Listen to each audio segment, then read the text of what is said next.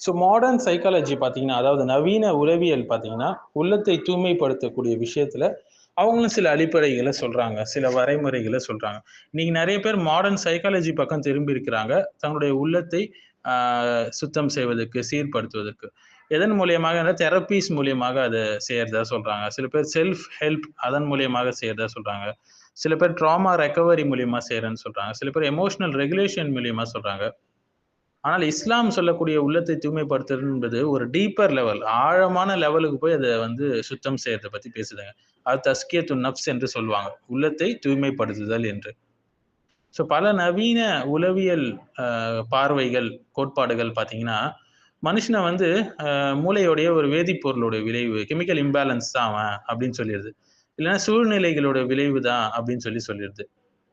இல்ல மனுஷனை வந்து ஆசைய பின்பற்றக்கூடியவன், மன இச்சையை பின்பற்றக்கூடியவன், மன அழுத்தத்துடைய விளைவு தான் அவன் என்று சொல்கிறது.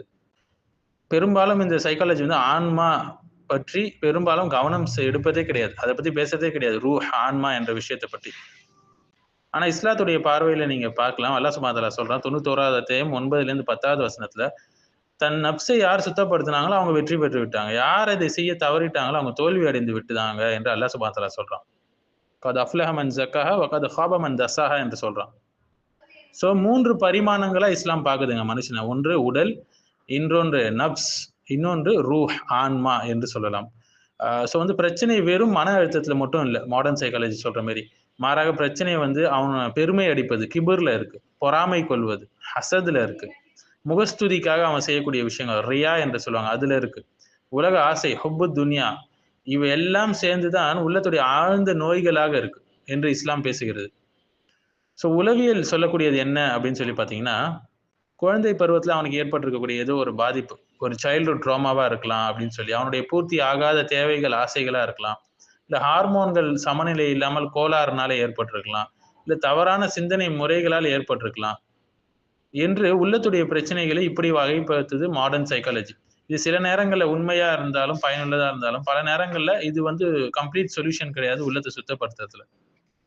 ஆனால் இஸ்லாம் என்ன சொல்லுதுன்னா, ஒரு கம்ப்ளீட் டிஃபரெண்ட் அப்ரோச் எடுக்குதுங்க. இது எல்லாமே இருக்கலாம், மேல் சொல்ல எல்லாமே இருக்கலாம். ஆனா அடிப்படை நோய் எதுன்னா, அல்லாஹ்விடமிருந்து தூரமாகக்கூடிய ஒரு உள்ளம், ஈமான் பலவீனமாக இருக்கக்கூடிய ஒரு உள்ளம், மனோ இச்சைகளை மட்டும் தேடி தேடி போய் பின்பற்றக்கூடிய ஒரு உள்ளம், இவையே தான் உள்ளத்துல இருக்கக்கூடிய நோய்களுக்கான அடிப்படை காரணம்.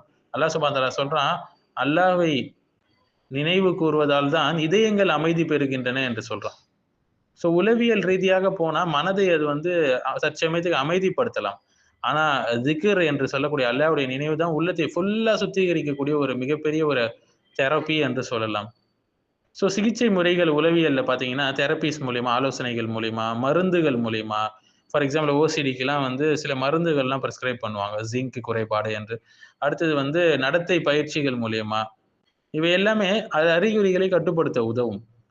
ஆனா நபி ஸல்லல்லாஹு அலைஹி வஸல்லம் சொன்னக்கூடிய சிகிச்சை முறைகள் என்ன பார்த்தீங்கன்னா, தௌஹீத், சரியான ஈமான், இதுதான் உள்ளத்தை சுத்தப்படுத்தும், அமைதிப்படுத்தும். தௌபா, அதாவது அல்லாஹ்விடம் பாவ மன்னிப்பு கேட்பது, தொழுகை, திக்ர், நோன்பு, நப்சுக்கு எதிரான அந்த போராட்டம், முஜாஹதத்துன் நப்ஸ், அடுத்தது நல்லவர்களோடு நட்பு.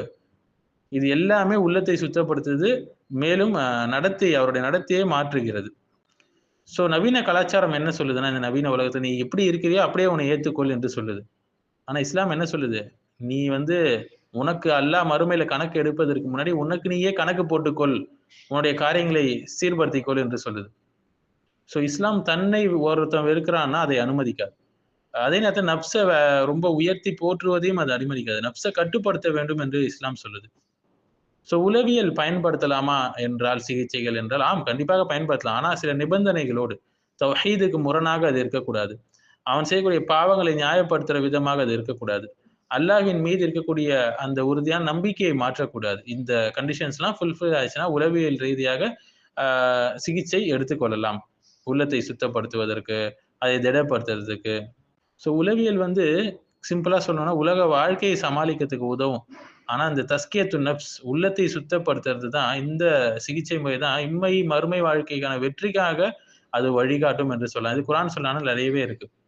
சோ உண்மையான வெற்றி என்பது நான் நல்லா ஃபீல் பண்றேன், நல்லா உணர்றேன் என்பதுல இல்ல. மாறாக அல்லாஹ் என் மீது திருப்தி அடைந்திருக்கானா, அதுல தாங்க இருக்கு. பெரும்பாலும் ஆன்மா என்ற கருத்தே வந்து உளவியல்ல இல்ல என்று சொல்லலாம். நவீன உளவியல்ல. மனிதனை வந்து அவன் மூளை, உணர்ச்சி, சூழலுடைய விளைவு என்று மட்டும் என்ன பண்ணிடுது, அவனை கார்னர் பண்ணிடுது இந்த மாடர்ன் சைக்காலஜி என்பது. ரூஹ் என்ற உண்மை பரிமாணத்தை அது ஏற்கிறது இல்லை பல நேரங்கள்ல. ஆனா அல்லாஹ் சுப்ஹானஹு வ தஆலா சொல்றான், தன் நப்சை சுத்திகரிச்சவன் தான் வெற்றி பெறுவான் என்று. ஸோ இஸ்லாம்ல பிரச்சனை என்பது மன அழுத்தம் மட்டும் இல்லை. உளவியல் சொல்ற மாதிரி, மாடர்ன் சைக்காலஜி சொல்ற மாதிரி, அது நப்சுல தேங்கி இருக்கக்கூடிய அழுக்கு, உள்ளத்தின் அழுக்குகளை சொல்கிறது, உள்ளத்தின் நோய்களை பற்றி பேசுது, ஒண்ணு ஒண்ணா பேசுது, டீடைல்டா பேசுது. ஸோ ஆன்மா பற்றியே ஒரு புரிதல் இல்லைன்னா எப்படி மாடர்ன் சைக்காலஜியால ஆன்மாவை சுத்தப்படுத்திட முடியும்? வேணா உளவியல்ல கவலைக்கு மருந்து இருக்கு, மன அழுத்தத்திற்கு ஆலோசனை இருக்கு, கோபத்தை எப்படி வந்து கண்ட்ரோல் பண்றதுக்கு ஒரு நடத்தை பயிற்சிகள் இருக்கு. இதெல்லாம் அறிகுறிகளை குலைக்கலாம், பயன் அளிக்கலாம். ஆனால் இஸ்லாம் தான் கரெக்டான சிகிச்சை முறையை நமக்கு கொடுக்குது. ஸோ உளவியல் என்பது சிம்டமை குறைக்கலாம், காய்ச்சலை குறைக்கலாம். ஆனா தஸ்கியத்து நப்ஸ், உள்ளத்தை சுத்தப்படுத்துறது தான் உடலுக்கு இருக்கக்கூடிய உண்மையான நோயை அகற்றக்கூடியது என்று சொல்லலாம். உளவியல் இன்னும் சில நேரங்கள்ல நம்மளுடைய தவறான ஆசைகளை வந்து உன்னுடைய இயல்பு அதுன்னு சொல்லி நியாயப்படுத்தும். ஆனா அல்லாஹ் சுப்ஹானஹு வ தஆலா என்ன சொல்றான்? அந்த விஷயங்கள் தவறு என்று அதுக்கான சிகிச்சை முறைகளை நமக்கு அல் குர்ஆனிலும், சுன்னாவிலும் கொடுக்குறான். பெரும்பாலும் இந்த உளவியல் சிகிச்சைகள் இந்த துன்யால செயல்படுறதுக்கு உதவும். ஆனா தஸ்கியத்துன் நப்ஸ், உள்ளத்தை சுத்தப்படுத்துறது குர்ஆன் சுன்னா வழியில இம்மை மறுமைக்கான வெற்றியாக அது அமையும். ஸோ உளவியல் என்ன சொல்லுதுன்னா, நீ நல்லா பெட்டரா ஃபீல் பண்ணணும் என்பது மட்டும் தான் சொல்லுது. ஆனா இஸ்லாம் என்ன சொல்லுது? அல்லாஹ் உன்னை பற்றி திருப்தி அடைய வேண்டும், அதை நோக்கி போ என்று சொல்கிறது. ஸோ உளவியல் சிகிச்சைகள்ல சில பலன்கள் இருக்கலாம். ஆனால் தௌஹீத், தௌபா, திக்ர், தொழுகை, உள்ளத்தை சுத்தப்படுத்துது, இதுல தான் வந்து முழுமையான ட்ரீட்மெண்ட் இருக்கு. உள்ளத்துக்கான அமைதிக்கான இது.